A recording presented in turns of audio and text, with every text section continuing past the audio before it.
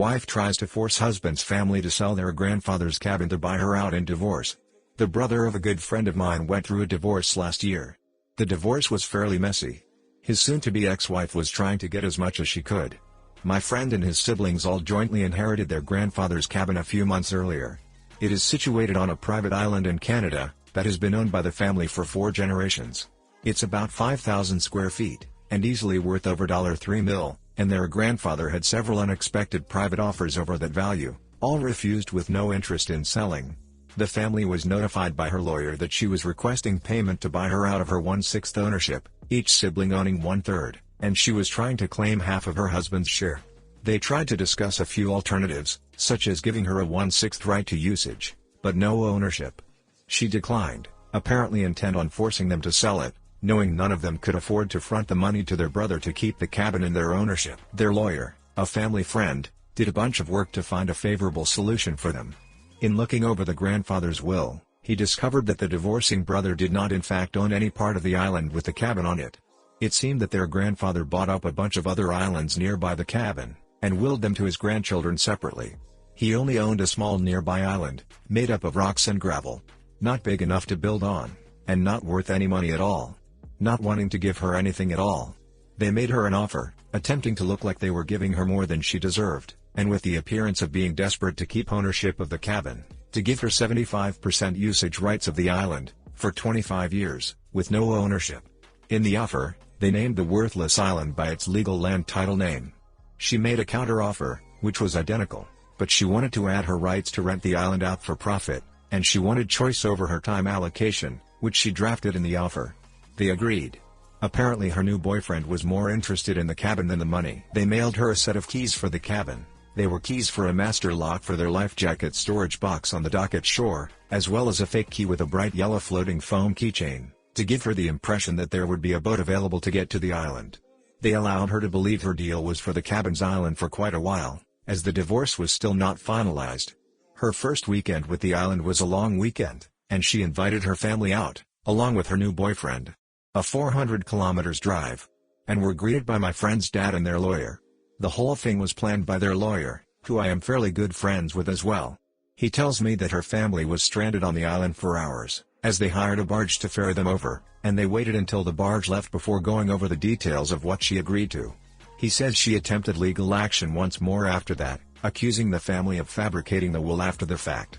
Apparently her lawyer dropped the case before it even started. Update. Apparently I had a bunch of the facts wrong on this story. I was rather silly when I heard this story originally.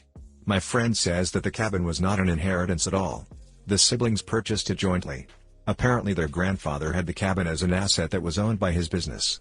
The business was bought by another company before he passed away, and the siblings quickly bought the cabin back when they discovered that it was sold. Also, the cabin was apparently not owned by the family for generations. It was a group of islands next to the cabin's island that they owned for generations. It seems the grandfather bought several more islands and had the cabin built to bring clients and business partners out for fishing trips. However, while the cabin, and the land it was built on, were not inheritances, the other group of islands were an inheritance. My friend's brother was already separated from his wife when they acquired the cabin. The wife was misinformed by a family member that the cabin was an inheritance. Hi guys, please like, comment, and subscribe if you enjoyed the video. She lives on Island of Lies. And she couldn't even manage to keep her assets afloat. So basically your friend got screwed. He inherited a piece of rock, which he gave away to his ex-wife, and his siblings got the big island with the cabin. I don't know. This seems made up.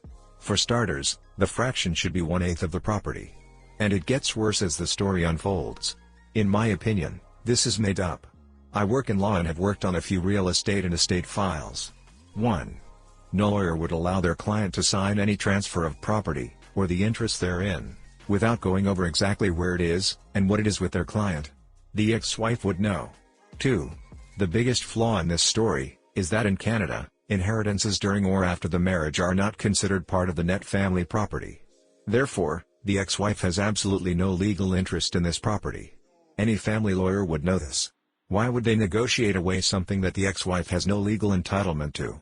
The exception is if it was used by the spouse or if it was treated as a matrimonial home, neither of which are the case here.